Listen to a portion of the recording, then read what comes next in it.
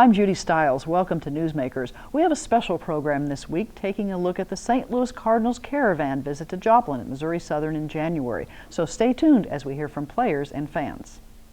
The January visit featured current and former players. Fans had a chance to hear from the players, and youngsters under the age of 15 had a chance to get autographs. Players sat on the stage in Taylor Auditorium and answered questions from the MC and St. Louis broadcaster Tom Ackerman. One of the young Cardinals players, Alex Mejia, discussed what it was like when he made his major league debut. It was really exciting, leading up to that moment. There was a lot of hard, blood, sweat, and tears going through it. And actually, last year I thought my time was might have been close to being up, and being in Springfield, getting sent there back for the fourth year. I was kind of just worried, but then at the end of the day, when the season started, I just put my head down, put some blinders on, just kept working hard. And leading up to that moment, I was in Memphis actually in the restroom, and my manager comes in yelling my name, and I hear him, and I'm thinking he just wants to talk shop, whatever, before the game, and I get there pretty early. And so after I get done, I go and see him, and he goes, I have some good news and bad news for you. I was like, all right, give me the bad news first. And he goes, well, you're not going to be in today's game. And I was like, okay, I do want to play. It's not too bad of a news. I've been playing every day for a while, so it's kind of a good thing to get a day off, but he goes, I got some good news. All right, let me hear it. He goes, you're going to be meeting the team in Arizona, and I'm from California, so my parents were able to drive out there. I believe it was a 5-hour drive, and being able to be there with everybody, it was really exciting. And being the team, actually, I grew up playing with a lot of these guys, but they were very inviting. He's talking about the Adam Wainwrights, the Adam Martinez. They're also very inviting. They don't have to be, but they're very welcoming with giving out advice for you that you might not know, and they reach out to you, and that was very helpful for me going up to the show. In addition to the public program, local media representatives had a chance to interview players. They included our Missouri Southern students. This opportunity to interview professional baseball players provided good hands-on experience for communication students. Patrick Wheeler had a chance to visit with Greg Garcia on a variety of topics, from the Caravan tour and his background to expectations for this year. All right, I'm here with Greg Garcia, St. Louis Cardinals player. Greg, how are you doing? Good. How are you? Good. Have a long trip? Yeah, it's not too bad, but trying to get out of the cold weather. How many caravans have you been a part of? Trips with this caravan so far? For this caravan, we had one stop before this in Springfield, and then we have one stop after this. But this is, I think, my 4th or 5th caravan, so I love coming out and doing it. So cool. Have you ever been to Joplin? This is my first time. No, I played in Springfield in 2012, but never came down to Joplin. No. That segues me to my first question. There's been a ton of players come out of Springfield that have just been big-time names in St. Louis. So how do you credit even its AA organization? How do you credit a AA organization like that leading to major league players to become big Cardinal names? The Springfield Cardinals treat their players like they're big leaguers. Everything about that AA affiliate is the best. They're the best AA affiliate in baseball, and the coaching staff they have, and helps the players get ready for the big leagues. And you have to credit the player development and the drafting of getting the right guys, and then the Cardinals like to promote within. So if you just pay your dues and play well, you're going to get a chance. Yeah, no doubt. That's what it seems to be like all the time. When you were teammates with Colton Wong at Hawaii, were you guys really close then? Yeah, definitely. So I'm 1 year older than him. So I was a sophomore. He came in as a freshman, and he's a highly talented guy, and we clicked right away. He was kind of just like my buddy, and I took care of him in college, and he got to the big leagues before I did. So now he takes care of me when I go up there. So it's a good little relationship we have. Very cool. So I think I have this stat correctly here. Last year, you were career high in at-bats, hits, and RBIs, I believe. Yeah. So you played, I want to say, it was around 133 games, something like that. Got into 130. You right, didn't start. We're in 133 games. Yep. So how do you expect that many in 2018? Do you expect a bump in that, or what's your expectations? I don't really put any expectations on my playing time or anything like that. I work really, really hard to try to put my best foot forward to be able to play every day, and whether I'm able to do that with St. Louis or be the utility guy, it's kind of up to them. I've always said if I get the 250 to 300 at bats, I'm going to put together a good year, and so that's always been my goal and my mindset. If I get those at bats, I know I can do some work. So for sure. And when I looked at this other one here, it was in 2016 you hit 348 as a pinch hitter. Yeah. Tell me the importance, because from watching the Cardinals for years in and years out, but it seems like these last 3 or 4 years, how important pinch hitting has really been to the St. Louis Cardinals organization. Yeah, we pride ourselves on that. I mean, when I was coming up, I'd watch guys like Matt Adams do it and things like that, and then I think as a group we just always try to just take a good at bat, and then we don't make any excuses. Oh, I'm not playing every day, or this guy throws 98. There's no excuses. You go out there and you battle, and that's what we do really well. And yeah, and they say pinch hitting. 2016 I hit 368. Last year I probably hit 200. So that's how pinch hitting goes. It's kind of skewed that way, So, but you just try to go out there and compete every time. Well, they say it's the hardest thing to do in Major League Baseball. Yeah, I don't think baseball itself is hard, and then that makes it pretty tough too. But like I said, no excuses. We're there to compete for sure. For sure. So I asked Jose this same question. I want to ask you too. Tell me just a little bit about how the mood was when the St. Louis Cardinals seemed like the front runner at times for Giancarlo Stanton, and then when you guys found out he was going to New York, how that changed. You know what? I don't put too much merit in the off season. When we get down to spring training, we got our 53 guys down there or whatever. I'm looking forward to meeting the teammates there. So obviously bringing a guy like Stan would have been great. We get a guy like Ozuna who's a very talented player, and we have a good core that we already have intact. So don't take too much merit into the off-season moves and stuff like that, though.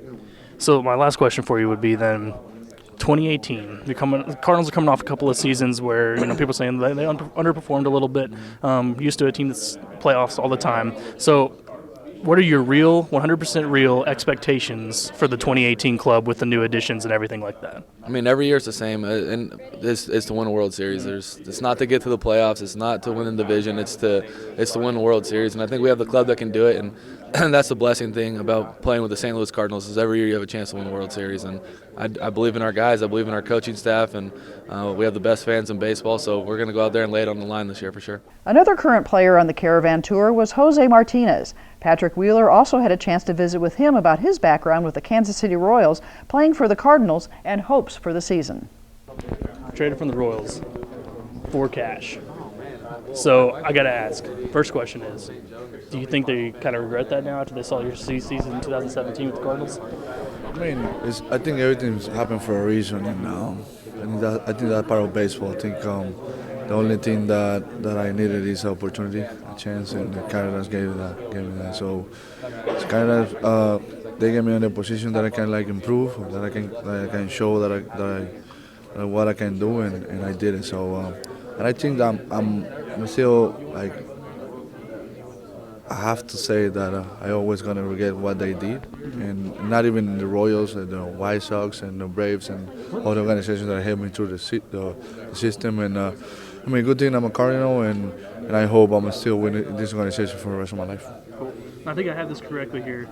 Almost 900 games, 11 different teams throughout the minor leagues. So when you finally got to come up, St. Louis Cardinals, explain that feeling when you were able to make a major league debut. I mean, it was unbelievable.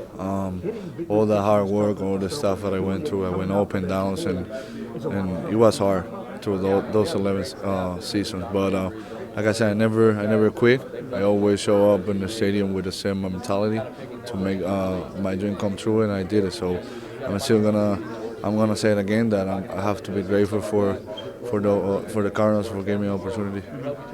So with this new team, because it's going to be a different lineup a little bit this year, you've got some new additions, maybe still some new additions to come, possibly. Where do you see yourself fitting in? I guess what would you define yourself as a player? What role do you fit into in 2007 or 2018 coming up here? I mean, whatever role they need me. I think the only thing that I want to do is stay with the team. Break up with the team that's been training and start from there. Whatever Mike needs me, and I'll be there for him. I think that's it was part of my job last year, and I think I'm gonna be the same this year. So whatever it is, whatever they need me, I'm just gonna try to help the team, whatever way.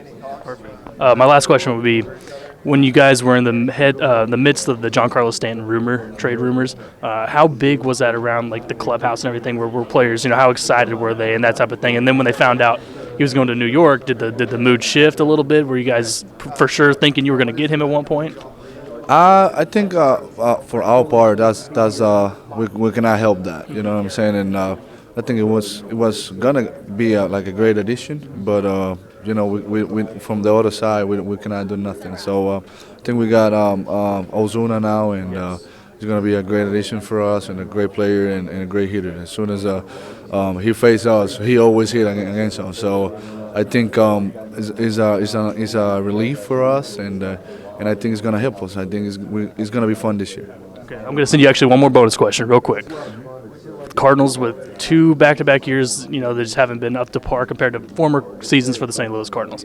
Where do you expect the team to go this year? Real expectations, being completely real right now. Where do you see this team by the end of 2018? I think we're gonna be in the paper. We're gonna be on top of the standings. We're gonna be we're gonna be the team that everybody's gonna talk about because we're gonna put everything together.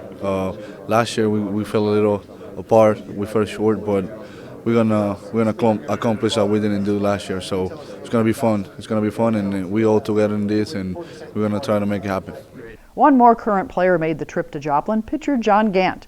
Caravan visited with him about his role this season and expectations.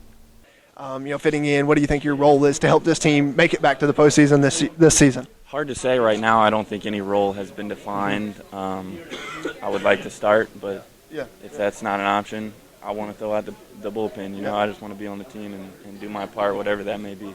As long as you're on the mound, as long as you're throwing the ball. That's right. As long as I get to play, I'm going to be happy. All right. So do you have any goals for yourself, coming into the season or for the team? What you want to accomplish this year? Just win, man. Just win. That's it. 3 former Cardinals joined the lineup for autographs on the stage. They were Danny Cox, pitcher for the Cardinals in the 1980s, Tom Lawless, utility player from the 80s, and Kyle McClelland, pitcher from this decade. Trey Vaughn interviewed Danny Cox about being on the Caravan and promoting Cardinals baseball. How are you today, Danny? I'm doing wonderful. Just making a trip, Cardinal Caravan. Been doing it for a long time. Always look forward to it. So hope we got a lot of turnouts. We'll get some questions to answer and sign some autographs, and hopefully have a good time. Okay. So what is it about coming to Joplin that that you're so ready for and you enjoy doing? What is it like coming to the Caravan here in Joplin? Well, it's a way to say thanks to the fans. It's a drive for them to come to the ballpark every day, and they put it in their schedule, come down there and spend a day or a weekend down there and watch the Cardinals. And it's been a while since I've played baseball, but there's people still out. Remember when I played? We get to talk and shop a little bit about baseball. The differences between a game when I played and what's going on with the game now. So it's a lot of fun. It's good to be around the guys too, some of my former teammates, and meet some of the new Cardinals on the trips. I've been doing it quite a while, so I know a lot of guys on Cardinals, and we talk about the game and what they're doing in this. So it's kind of like a preseason, so to speak. Kind of just get warmed up and get ready for baseball. And it's a sport that I've played for a long time, and I loved playing it, and I love talking about it, love watching it. So it's good to get back into the flow of things again. Another player from the 1980s on the Caravan visit was Tom Lawless. He's remembered by Cardinals fans for his memorable home run in the 1987 World Series. He remains active in baseball in his retirement. Mitch Carney visited with him about the Caravan, how the game has changed, and tips he likes to share. Tom, what's your favorite thing about the Cardinals Caravan? We hang out with the current players. We get to know them. They're always picking our brain for information, and that's a good thing. That's a great thing that the Cardinals have done. They've allowed the alumni to come on these caravans to infiltrate the young kids and talk baseball. And we get a lot of talking on the bus, and there's a lot of information out there, and we can help them any way to make them better. That's great. So last year there was over 6,000 home runs. In 1987, when you played, there was only around 4,500. So what's your take on how the game's played today? Well, the game is played for the home run. I mean, there's no stealing, there's no bunting, there's no hit and running like it was 25 years ago. The game is based on bigger, stronger kids, and we play for the home run. You don't see a bunt in the 8th inning no more in the 9th inning to move a runner over to tie the game. We're gonna take a swing and see if we can get a home run or a double or a triple, and that's just the way the game's evolved. I'm sure next year there's going to be over 6,000 home runs again because with the home run comes a strikeout. So a lot of strikeouts. So in the 1987 World Series, you hit your second home run of your career during Game 4. Can you take us back to that moment and just kind of what you were feeling? Well, I just had an opportunity to play. Terry Pendleton couldn't play against left-handed pitchers, and they happen to have one left-handed starter, so I got the opportunity to play. And when you don't play every day, you don't get in a groove, you don't get any kind of rhythm and timing, but you got to figure out how to do something. So you look for a fastball, and you hope you get a fastball, and you hope you can get it on the barrel. And I was lucky enough to get a 2-0 fastball and got it on the barrel and went out of the ballpark. So, if you're gonna hit a home run, you might as well hit it in the World Series. What's the one thing you miss most about playing in MLB? I don't miss playing. I don't miss the travel.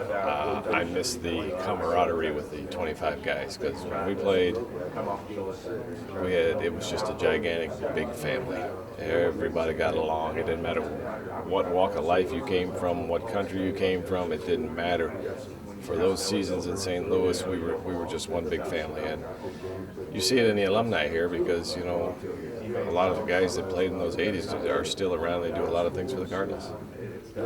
So, do you have any tips for young fans trying to make a name for themselves?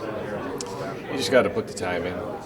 You got to work hard. If you love something and you think that you want to do it, whether it's baseball, basketball, soccer, you got to put the time in. You got to put the work in it, because that's the only way you're going to get to where you want to go. Nobody has any pixie dust to drop on top of anybody to make them as good as anybody else. It's the work you put in from day one and continue to do it. A third Cardinal alumni member on the Caravan was Kyle McClelland. He shared some of his favorite memories about making it to the major leagues in an interview with Kelvin Dooley. In your debut, you faced the Colorado Rockies. Just a few names that I wrote down, pretty big-time names: Todd Helton, Troy Tulowitzki, and Matt Holliday. Did you get to face those guys in your three batters? Yeah, Matt Holliday was my first hitter. Okay, so I come in, and they just went to the World Series the year before. He just won the batting title in the National League, and here I come in a 1-0 game. We're winning in the 6th inning, and Matt Holliday is my first hitter, and I had to go 3-4-5. It was wow. Holliday, Atkins, and Brad Hopp, and Brad Hopp was my first strikeout I got to end the inning. So yeah, that's a memory that I'll never forget. People ask me all the time, favorite memory, and coming in and making my major league debut in St. Louis, in my hometown, is certainly that. And having Matt Holliday be the first hitter was always fun when he got traded over. So tell me about that whole process leading up to your ML debut. It took you a few seasons to get there. You had the Tommy John prior to getting there. Just tell me about that whole experience, and then you get to face the reigning NL batting champ. Tell me about that, just that whole again, that whole experience. Yeah, so, the minor leagues are tough. I was a 17-year-old kid when I got drafted and had to mature, and going through the injury and going through failure and figuring that out, and who I was as a pitcher and how I could apply that on the field to be successful. And once I got off the Tommy John, things started picking up quickly, and I started to have success, and next thing you know, you find yourself in a big league ball game, and then the desperation to stay there. It's so hard to get there, and then once you get there and you get a taste of it, you don't want to leave. You don't want to go back, and so it's tough. It was a grind, but it's so worth it when you get there and you have that moment. You walk off the field and know that you achieved your goal, a lifetime goal, something you've always wanted to do. There's nothing better. And how much family did you have at that game? I had quite a bit. Yeah, quite a bit. My parents came to almost every game, and my wife was down there almost every game, and had a lot of friends and family that supported us and showed up, and it was just being able to play there in front of friends and family. It doesn't get any better. McClelland has extended his baseball interest to helping with radio broadcasts for the Cardinals. Patrick Wheeler talked about his new role and feelings about the team. So I work for KMOX and do a lot of pregame stuff, and I'm on 11 times during the week, kind of adding some little tidbits, and then I'll do some broadcasting of the spring training games as well. Okay, very cool. So first question for you then is, when you were back with the Cardinals teams of old, where we're talking about playoffs, describe a little bit with the expectations coming forward into the future now after 2 straight years of missing the playoffs. Well, I don't think it changes. I think from an organizational standpoint, from a fan standpoint, from the player standpoint, they still expect to be in the postseason every year. And so I think it's a little speed bump. I think as fans, I've always said this, like, I'm growing up in St. Louis, I get it, but we're spoiled. We have an organization that will put a playoff team out there more times than not, and we've had a really great run here, but they're not in a rebuilding year. I think if you look across baseball, a lot of teams can't sustain the success the Cardinals have had, and even though they haven't been in the postseason, they're not going to a full rebuild. They're just adding some key pieces and hope to get back again this year. Yeah, I would definitely agree with that. Give me some insight, because people have asked these questions all the time. I met Tony La Russa in person once too, but tell me how it was playing under a manager like that. Yeah, it was great. Tony was fantastic for me, especially as a young player. Gave me an opportunity. had a chance to make the team out of spring as a kid that played in Springfield for 2 months in AA, never played in AAA, and he gave me an opportunity. And when I got to the big leagues, he tested me. My first game was a 1-0 game against Matt Holliday, who was my first hitter. So he threw me in the fire. And as a young player, that's all you can ask for, because I want to show you that I can handle it. I want to show you that I can be successful. And he stuck with me. And so I owe a lot to him. And he's prepared. He's gives you little tidbits here and there. I mean, I was really fortunate to have the opportunity to play for him. And I wish people would have seen more of Tony like we saw him, because he's a funny guy. As hard as that is to believe, he's actually funny. He's a good guy, great manager, and understood how to manage people really well. Yeah, I think the media like to depict him one way, and the players might do a different way. Yeah, and that was how he felt he had to be successful and to protect his players and protect his clubhouse. And I just wish people would have got to see the lighter side. If you see him at a dinner when he's a speaker, he's hilarious, he's funny, he's engaging. In that post-game conference, press conference is not who he was majority of the time. Right. So give me a little bit of this is a two-part question. First of all, I want to know how you feel on the signing of Ozuna, and then do you expect, looking in, from the outside into the Cardinals organization now, do you expect them to be signing any other bigger names before the season starts? Yeah, I don't think they're done. Mozeliak's been pretty open about the fact they're going to try to find a top closer, and I still think they need that. You bring in Gregerson, who can do it, but I think they need a top end guy to go down there and be the ninth inning guy that you can count on to close the door. Ozuna, I like it. I think it's a huge piece, obviously, in what he brings to outfield. It makes the outfield a lot more athletic, and you got your corner outfielders now can get after the ball as well, and they can track it down. So definitely a lot of pop in the middle of the lineup, but I don't think, if you go back to the trade deadline last year, if you would have added him at the trade deadline, I don't think that's the piece that fixes everything. I still think there's some other pieces they need to go out and get, and I still think there's a lot of time. Yeah, definitely. And so give me some insight on how – I asked this to both players, to Jose and Greg.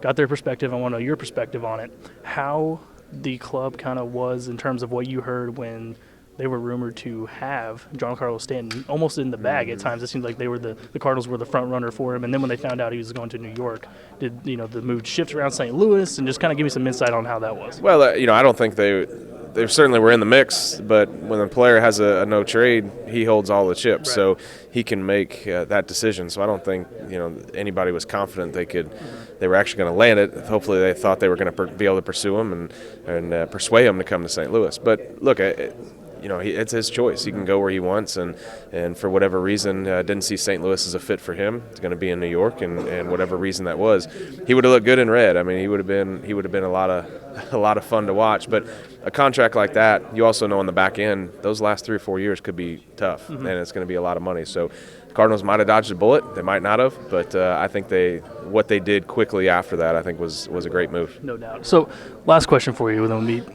Back when you were playing, who was your favorite teammate and why? Adam Wainwright. He's still one of my best friends today. Do a lot of charity work with him still. Our foundation, his foundation, doing a lot of work in Haiti together, and just been a mentor of mine, and just you couldn't ask for a better guy. And helped me as a person, helped me as a player, helped me as a teammate, all those different things. He's a guy that gets it, understands, knows how he can have influence on people in that locker room, and that's one of the reasons you have such a great culture there with the St. Louis Cardinals, because of him.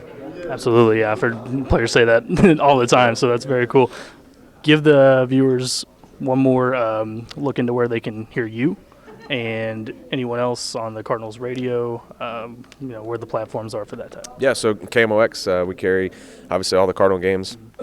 This spring training, the games that will not be on KMOX, we're going to stream. So MLB.com, Cardinals.com. You can hear me, Tom Ackerman, and Chris Raby calling. I think we're going to I'll probably personally do 9 or 10 this year, and I think we're doing together, maybe 16 of the streaming games. So every game in spring training you'll be able to hear. Thanks to our students for those interviews. As you can see, there was a lot of information gathered on the Caravan. Team representatives shared information about tickets and special promotions. An account executive who works on upcoming ideas for theme nights is Bethany White. She visited with Patrick Wheeler. So I work with a team of people, and we sort of just shoot ideas around. We get them from other colleagues, we get them from fans, different teams approach us with ideas. So we sort of sit around and toss around lots of ideas for every, 8 bad ideas, we might have 2 good ideas, but we sort of toss around the item or an event or a concert or something that would go into enhancing the event, and try to decide what we think will be successful. And year after year, we can, look at nights that were really successful and choose to repeat those, and maybe some nights that weren't so successful, and we'll not bring those back again. The Cardinals have a lot of special events and themed promotions planned for the 2018 season. As we close, let's take another look from the Caravan Day, as well as hear from some of the fans about why they like the St. Louis Cardinals. Thanks to our students and everyone involved in making this program possible. I'm Judy Stiles. Hope to see you again next week. Favorite player? It's either like Yachty or Randall Grichuk. Both solid choices. What about you? You got a favorite player? Yachty. Yachty, yeah, I like that one. How about you? Favorite player? Mike Matheny. I still go to Cardinal games. I've got my ticket for the April 7th game, and I'm going to sit in the Bank of America room, and I'm going to eat everything I want, and if I want to drink all the beer I want, but I won't. I'll probably drink Cokes. So how about favorite player that's ever come through the Caravan? Remember any of those? Randall Grichuk. Grichuk? Okay, I've heard that one before. You got a favorite player? Yeah. Who's that? It's Joplin Missouri. We were at a baseball kicking place, and we saw a guy kick one up with his knee. Really? Who's your favorite player, Si? You got a favorite player too? Yachty. Yachty. Okay, that's a good choice. How does it feel to be around so many other fans?